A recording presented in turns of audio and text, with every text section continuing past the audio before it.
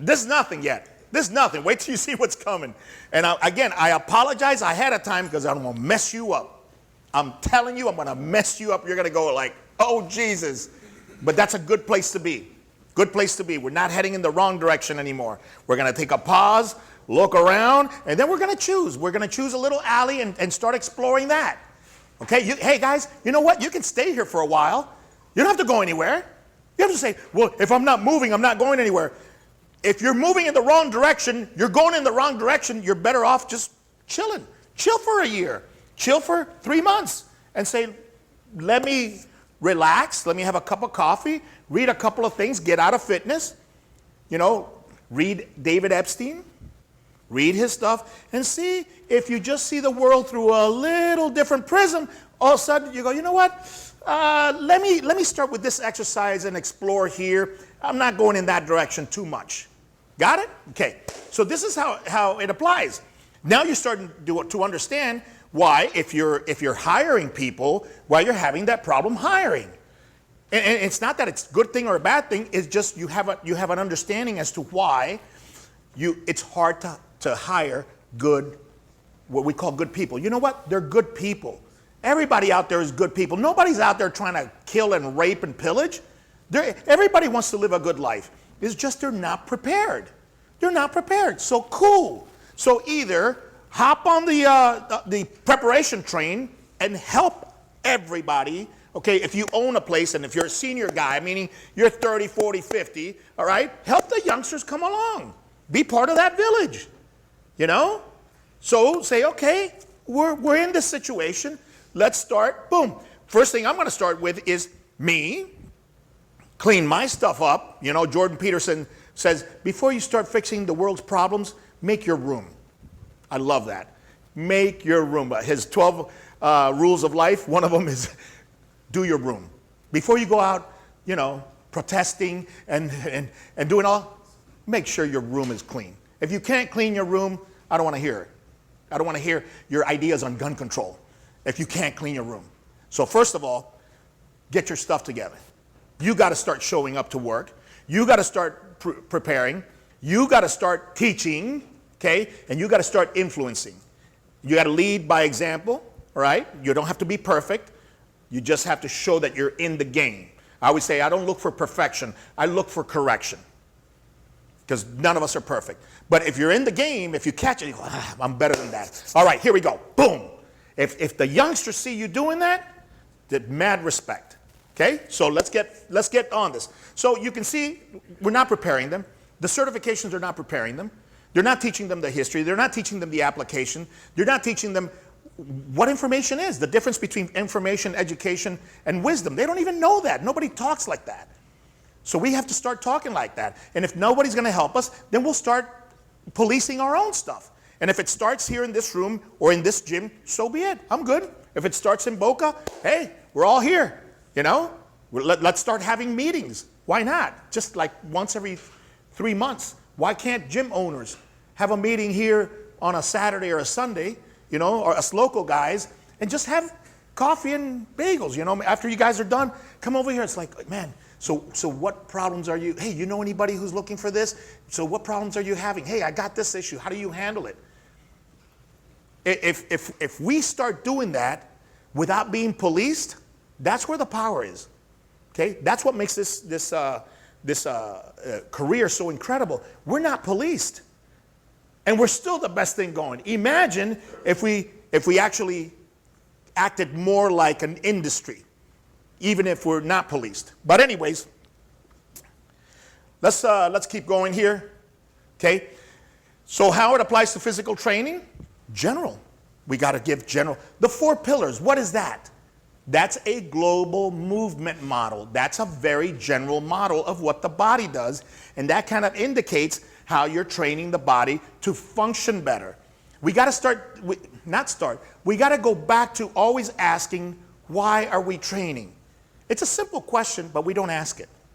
Why are we training? You got the father that comes in with a kid. I need my kid doing Olympic lifts. Really? Okay, yeah. He needs strong legs. Okay, why Olympic lifts? Because he needs strong legs. Why does he need strong legs? Because he plays basketball. Why does he need strong legs to play basketball? Oh, so he can increase his vertical jump. What does he play? Shooting guard. Okay. How tall is he? 6'2". All right, cool. You know that if he stands in front of a 7-foot guy, he's going to get mollywopped, right? So he has to be in position to get that jump shot off, okay? So if he's in position, he's impossible to block. So why don't we work on the agility and the ability that gets him in position, so A, he doesn't even need a vertical. But let's say that he does need a vertical. What does he jump already? Kid jumps 22. Not high, but 22. Okay, just from a standing. Boom. Which is, you know, not too bad. Not too bad. But a 22 on a fadeaway in the right position, you ain't blocking that. Because the arc, you got to be 10 foot tall to block that. But he wants to do Olympic weightlifting. So when you start asking why, and why, it gets, and then you show him the video. Then you show him the video of jumps. I'm going, look, Olympic weightlifting is flat-footed. Squat is flat-footed. Deadlift is flat-footed. Jumping is from the balls of the feet. No, it's not. And you show him. And you show him volleyball jumps. And you show him spikes. And you show him blocks. And you show him jump shots. And you show him layups. And you show him everything. And it's like, does this look like Olympic weightlifting? So people are used to training to improve the gym performance. This is never why we started training, but it's the only reason that we train. And how do you know your guy's stronger? He squats 350. Your guy squats 300. My guy is better. No, he's not. Your guy squats 350, period. How much do you need to squat for a 42-inch vertical? Because I guarantee you, most volleyball players don't squat 350 for reps. And if you see a volleyball jump, it's about a 20-degree knee flexion from the balls of the feet. So what does that have to do with squatting and stuff like that? So you have to start looking at global models and global training. And when you start looking at global training, simple. What is required to do what I'm trying to improve? What you're trying to improve is not your ability to push the truck a minute. That has nothing to do with how you're going to fight. Now, we go by that because we got to add some kind of objectivity. I know that's how I know if your gas is getting better, if your legs are getting stronger. But I got to remember, the objective is not to push the car in 55 seconds versus 1 minute. The objective is to be there in the third round with good legs, good movement. That's the stuff. So how fast do I have to push the car before I go, fast enough, dude? We're just maintaining. What kind of squat do I need for my basketball player? What do you think Jordan squatted? Before him, who was the first guy to do a dunk off the free throw line? Julius Erving. What do you think Julius Erving squatted? I venture to say if you put Julius Erving's weight on his shoulder, you would have crumbled him.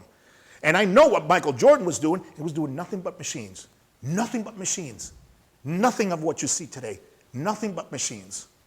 So how strong do you need to be to jump? And what are we doing? We're crushing people, man.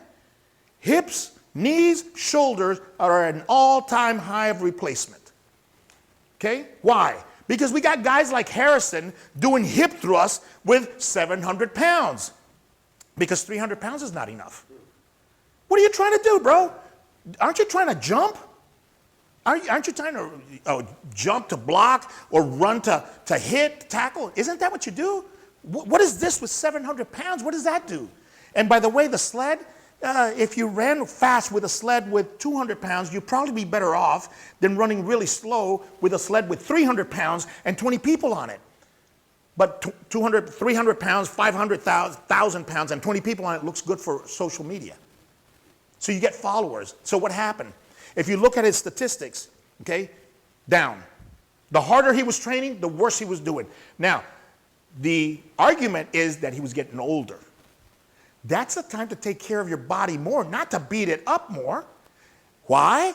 He was spending $30,000 a year on his body, recovery and training. Towards the end, when he was doing the crazy stuff, he was spending $300,000 a year. It's all on the internet. You can check it out. What happened to his body?